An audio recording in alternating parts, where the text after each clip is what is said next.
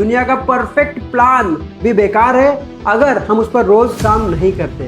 अगर आप गुजरे हुए एक सेकंड को भी वापस ला सकते हो तो जितना चाहो उतना समय को बर्बाद कर देना। दुनिया की सबसे फास्टेस्ट मशीन कौन सी है? फेरारी, फॉर्मूला 1 और फाइटर जेट? नहीं, रॉकेट। मैं नहीं मानता कि मोबाइल खराब है, कल से पढ़ूंगा, आज मूड नहीं है, कल शादी में जाना है, बुक नहीं है। Remember, life is a race.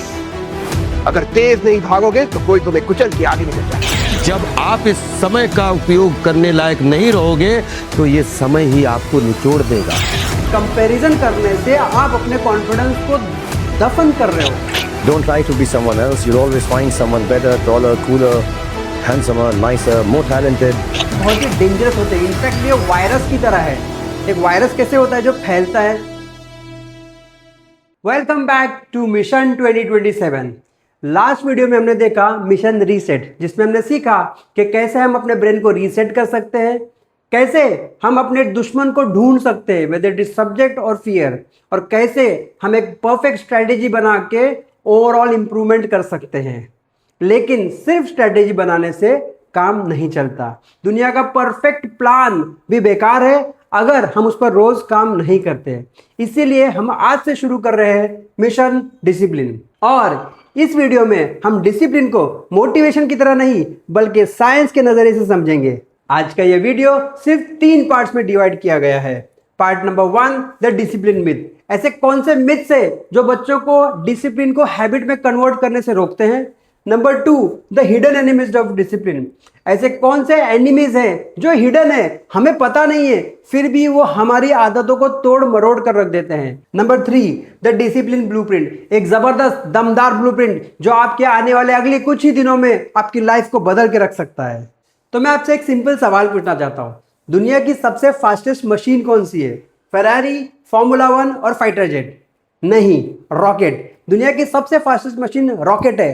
और आपको पता है कि रॉकेट अपने लॉन्च फेज में ही अपने ऑलमोस्ट 80% ऑफ फ्यूल कंज्यूम कर देता है। और जब वो ऑर्बिट में पहुंच जाता है तो उसको ऑर्बिट में घूमने के लिए लगभग 20 से 30% एनर्जी काफी हो जाती है।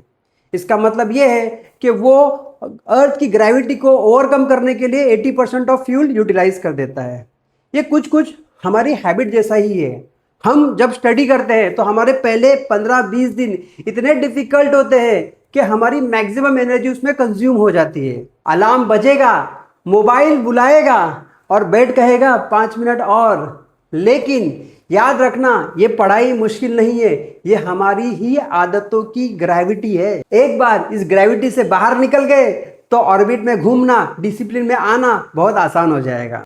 तो चलिए, आपको आपकी पहली मशीन पता है, साइकिल। हाँ, जब पहली बार आपने साइकिल सीखने की कोशिश की तो आपके हाथ हिल रहे थे, पैर डगमगा रहे थे और शायद आप गिर भी गए थे।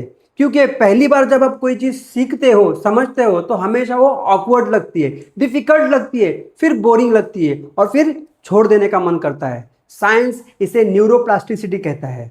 जब आप पहली बार कोई चीज सीखते हो तो आपका ब्रेन एक नया न्यूरल पैटर्न बनाता रहता है और वो उसे एक्सेप्ट करने की कोशिश करता है। ये सबसे डिफिकल्ट फेज होता है। इसीलिए शुरुआत हमेशा ऑकवर्ड होती है, क्योंकि आपका ब्रेन रीवायर कर रहा होता है, पैटर्न सीख रहा होता है। इसी तरीके से एक स्टूडेंट जब शुरुआत में टाइम टेबल को फॉलो करने की कोशिश करता है तो उसे वो टाइम टेबल पहले दिन बोरिंग लगता है, फिर डिफिकल्ट लगता है, फिर उसको छोड़ देने का मन करता है। लेकिन प्रॉब्लम डिसिप्लिन में नहीं है। आपका ब्रेन नए न्यूरल कलेक्शंस, नए पैटर्न्स को सीख रहा होता है। इसी तरीके से जिस तरीके से साइकिल एक दिन में नहीं सीखी जा सकती, डिसिप्लिन भी एक दिन में नहीं पाया जा सकता। चलिए, one of the favourite thing, gym. आपका पहला जिम एक्सपीरियंस। शुरू में हमें क्या लगता है जब हम जिम ज्वाइन करते हैं तो अरे 2 दिन जिम, क्या बॉडी तो बन ही नहीं रही है। लेकिन एक्सरसाइज साइंस कहता है कि पहले आपका नर्वस सिस्टम इंप्रूव होता है, आपके मसल की स्ट्रेंथ बनती है, फिर विजिबल इंप्रूवमेंट होता है। पढ़ाई भी ऐसी है, पहले चैप्टर समझने लगते हो, फिर कॉन्फिडेंस बढ़ने लगता है, फिर क्वेश्चन सॉल्व होना शुरू हो जाते हैं और फिर मार्क्स विजिबली इंप्रूव होने लगते हैं और रिजल्ट पे आपको दिखते हैं कि आपने एक्स्ट्रा ऑर्डिनरी मार्क्स अचीव कर लिए हैं। हर प्रोग्रेस पहले इनविजिबल होता है, फिर वो इंप्रूव होने लगता है, फिर रिजल्ट दिखने लगता है, फिर वो आपके सामने आ जाता है। क्योंकि साइंस हमेशा यही कहता है कि शुरुआत हमेशा डिफिकल्टी होती है, फिर वो आपका रॉकेट हो, साइकिल हो या जिम हो, शुरुआत में जो बच्चा डिफिकल्ट फेज से बाहर निकल जाता है वो आगे जाकर हम सबको टैलेंटेड नजर आता है। मैं आपसे एक चीज जरूर पूछना चाहूंगा कि यहाँ पर आप आंसर करें, यहाँ पर भी आप आंसर करें, यहाँ पर भी आपका कमेंट करके बताएं कि आपका ओपिनियन इन तीनों एग्जाम्पल्स के बारे में क्या है, डिसिप्लिन मिथ के बारे में क्या है। अब तक हमने देखा डिसिप्लिन में कैसे ये चीजें, ये एग्जाम्पल एज अ मोटिवेशन काम करती है। तो मेरा एक सिंपल सवाल है, who is more powerful, motivation और डिसिप्लिन? और मैं चाहता हूं कि आप इस पे पक्का कमेंट करके बताएं कि डिसिप्लिन या मोटिवेशन दोनों में से आपका फेवरेट कौन सा है और आप किसको ज्यादा फेवर करते हो। ओके, तो चलते हैं आगे। The hidden enemies of discipline part 2 में। पार्ट 2 का शुरुआत भी मोटिवेशन और डिसिप्लिन से ही होता है। बैटल हमेशा दिमाग के अंदर चल रहा होता है कि मोटिवेशंस को फॉलो करें या डिसिप्लिन को फॉलो करें, या कौन सी चीजों को सीखे। तो जरूर बताएं आपका फेवरेट कौन सा है, मोटिवेशन या डिसिप्लिन। साथ ही साथ पार्ट 2 जो शुरुआत होती है वो है hidden enemies of discipline. 5 hidden enemies of discipline which are MMPCT. What is this MMPCT? MMPCT is nothing but mood, mobile, perfectionism, comparison and tiny excuses.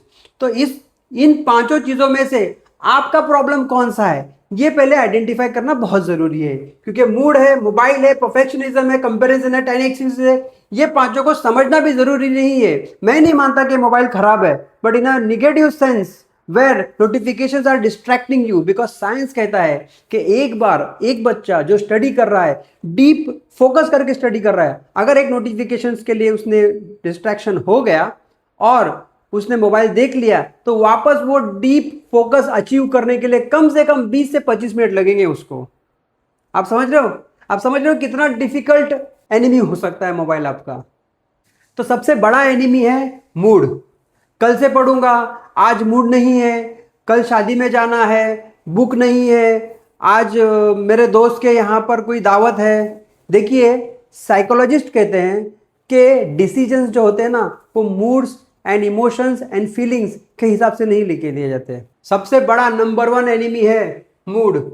आज मूड नहीं है, कल से पढ़ूंगा, आज बुक नहीं लाई है, कल से पढ़ूंगा, आज बाहर जाना है, कल रिश्तेदारों के यहाँ जाना है। याद रखिए, जो स्टूडेंट मूड के हिसाब से, इमोशंस के हिसाब से, फीलिंग्स के हिसाब से डिसीजन लेता है, उसका रूटीन, उसकी कंसिस्टेंसी बहुत ही आसानी से ब्रेक हो जाती है। मूड एम्प्लॉय की तरह होता है और डिसिप्लिन सीईओ की तरह होता है। Take your decision wisely. Number 2 enemy है आपका मोबाइल फोन। मैं मोबाइल फोन को वैसे एनिमी नहीं मानता, लेकिन ब्रोकन फोकस जो आपको डिस्ट्रैक्ट करती है। फॉर एग्जांपल, आप स्टडी कर रहे हो और आपको नोटिफिकेशन आता है, आप स्टडी कर रहे हो विद डीप फोकस के साथ में। अब जब आप नोटिफिकेशन देखने के लिए मोबाइल हाथ में लेते हो तो आपका जो फोकस है वो ब्रेक हो जाता है। साइकोलॉजिस्ट कहते हैं कि आपका जब कोई फोकस ब्रेक हो जाता है तो उसे रीगेन करने के लिए फिर से आपको 20 to 25 मिनट्स लगते हैं। ये कुछ उसी तरीके से है जैसे रॉकेट लॉन्च में मैक्सिमम एनर्जी कंज्यूम होती है और यहाँ पर आपको फिर से फोकस रीगेन करने में मैक्सिमम एनर्जी कंज्यूम होती है। मतलब आपने 20-25 मिनट तो खो दिए, फिर आपको जो फोकस रीगेन करने के लिए लार्जर एनर्जी रिक्वायर्ड है वो भी कंज्यूम हो रही है। मतलब ये जो इंटरप्शंस है, ये जो ब्रोकन फोकस है, इसकी वजह से आपकी कंसिस्टेंसी ब्रेक हो रही है। और अगर आप 3 घंटा पढ़ रहे हो टेबल पे बैठकर और उसमें से आपकी प्रोडक्टिव स्टडी टाइम सिर्फ 45 मिनट्स है, तो क्या मतलब है? तो प्रॉब्लम यहाँ पर स्क्रीन टाइम नहीं है, ब्रोकन फोकस है बच्चों। तीसरा डेंजरस एनिमी है परफेक्शनिज्म। सर कल नई नोटबुक लगाऊंगा फिर अच्छे से पढ़ूंगा। सर आज 2 ही बच्चे आए हुए हैं, 20 बच्चे आएंगे ना तब देखना मैं कैसे पढ़ता हूँ। सर वो कल मैं ज्योमेट्री बॉक्स लेके आऊँगा ना फिर मैं अच्छे से पढ़ूंगा। तो ये परफेक्शनिज्म के चक्कर में आप अपनी कंसिस्टेंसी, आपका डिसिप्लिन, आपके हैबिट्स को ब्रेक कर रहे हो। देखिए, अपॉर्चुनिस्टिक स्टूडेंट्स वो होते हैं जो जब कोई नहीं पढ़ रहा हो तब वो पढ़ रहा हो, तब वो चांद तारे उठा के लेके आए कि भाई आज जब बाकी लोग सो रहे हैं जून जुलाई में और मैं पढ़ूं और अपना नाम रोशन करूं। तो अपॉर्चुनिटी स्टूडेंट जो होते हैं ना वो हमेशा क्या करते हैं, वो हमेशा उस मौके का फायदा उठाते हैं, उस मौके को वो एक्सक्यूज नहीं बनाते। क्या है कि परफेक्ट बिगिनिंग का वेट करते करते हम परफेक्ट अपॉर्चुनिटी खो देते हैं बच्चों। और नंबर 4 है हमारा कंपैरिजन। कंपैरिजन एक ऐसा एनिमी है जो आपको खा जाता है। जैसे कि उसके मार्क्स ज़्यादा आए तो उससे आपको क्या, नहीं वो उसने 10 टेस्ट दे दिए तुझे पता है, अरे वो घूमने गया था, अरे वो गोवा चला गया या बैंकॉक चला गया या थाईलैंड चला गया या लंदन चला गया या दुबई चला गया, हम घूमने नहीं गए। फिर उसने फलाना कोचिंग ज्वाइन की, वो ज़्यादा टॉपर स्टूडेंट्स है वहाँ पर, तो उससे क्या फ़र्क पड़ेगा। कंपैरिजन करने से आप अपने कॉन्फिडेंस को दफन कर रहे हो। कंपैरिजन आपको खा जाता है, आपके कॉन्फिडेंस को, आपके रूटीन को, आपके हैबिट्स को, आपके डिसिप्लिन को। So stop comparing because it is totally damaging your consistency and routine.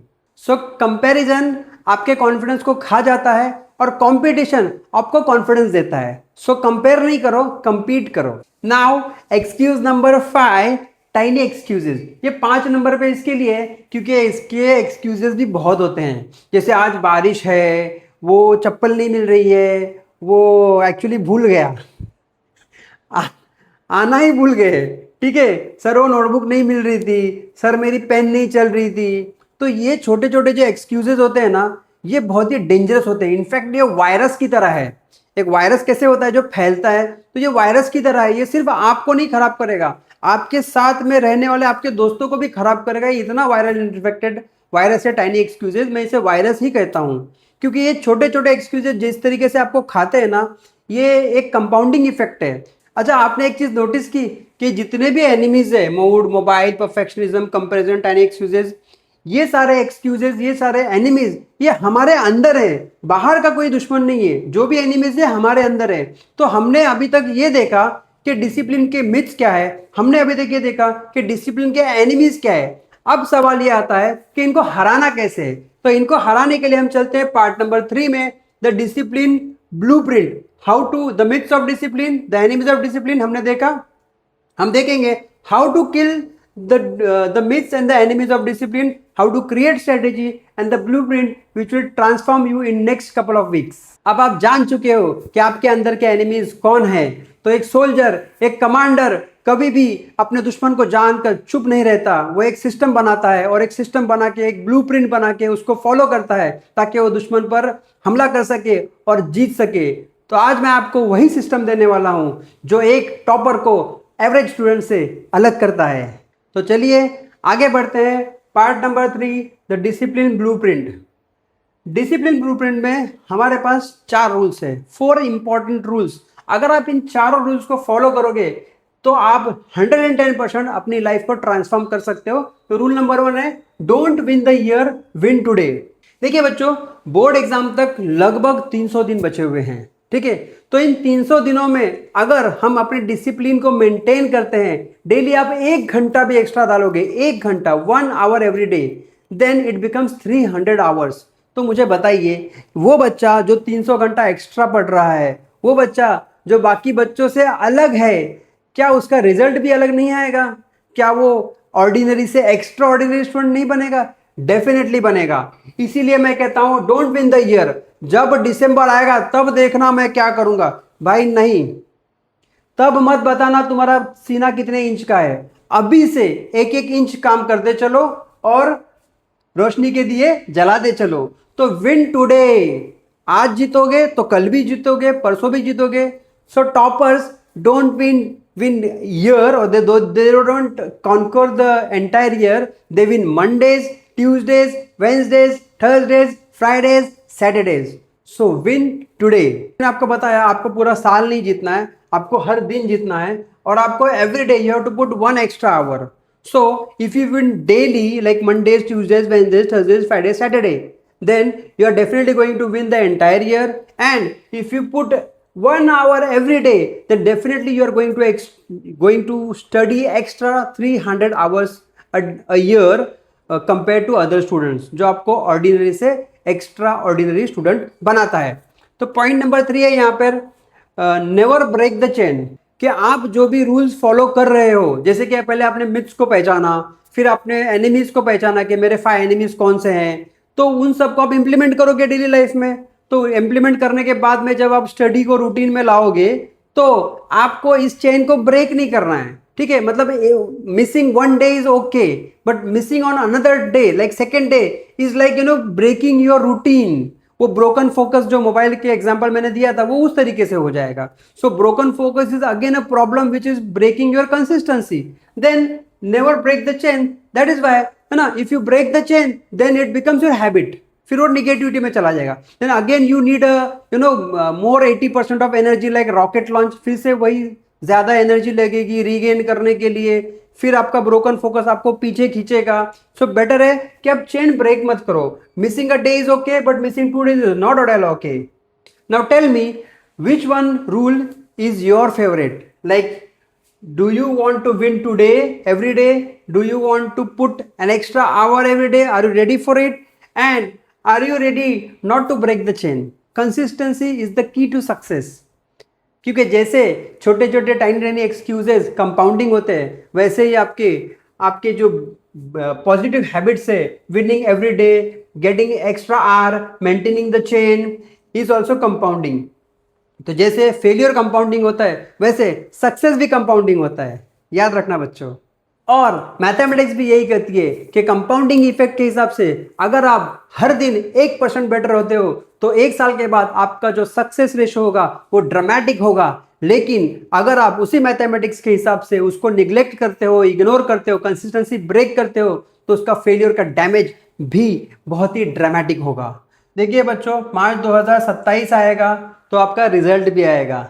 लेकिन आपका रिजल्ट जो आएगा वो डिसाइड आज होगा. आप मोबाइल उठा रहे हो, मूड के हिसाब से चल रहे हो, परफेक्शनिज्म ढूंढ रहे हो, कंपैरिजन कर रहे हो या टाइनी एक्सक्यूजेज को एक्सप्रेस कर रहे हो, तो आपका जो रिजल्ट 2027 का होगा ना वो आज डिसाइड हो रहा है कि आप क्या कर रहे हो. मोबाइल का स्नूज बटन दबा रहे हो, बेड पे और 5 मिनट सो रहे हो या कुछ और डिस्ट्रैक्शन कर रहे हो, तो आपका रिजल्ट आज डिसाइड हो रहा है. इसीलिए मैं कहता हूं कि अपने मूड के हिसाब से नहीं चलिए. If you have understood all the 3 parts and accept the challenge to follow all the 4 rules, then please comment I choose discipline.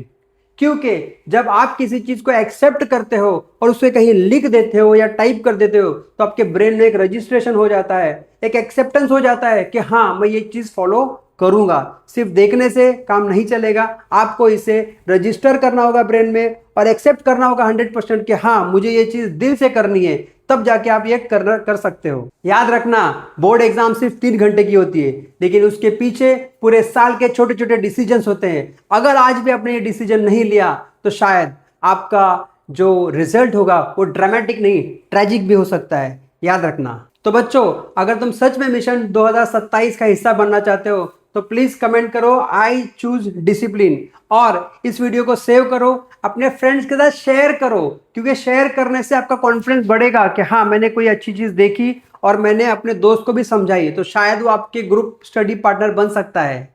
और कल से नहीं, शुरुआत आज से करो, अभी से करो, क्योंकि मोटिवेशन हमेशा शुरुआत करवाती है और डिसिप्लिन हमेशा आपको आखिरी लाइन तक ले जाती है, आपके मंजिल तक ले जाती है. Welcome to mission discipline and mission 2027. Thank you.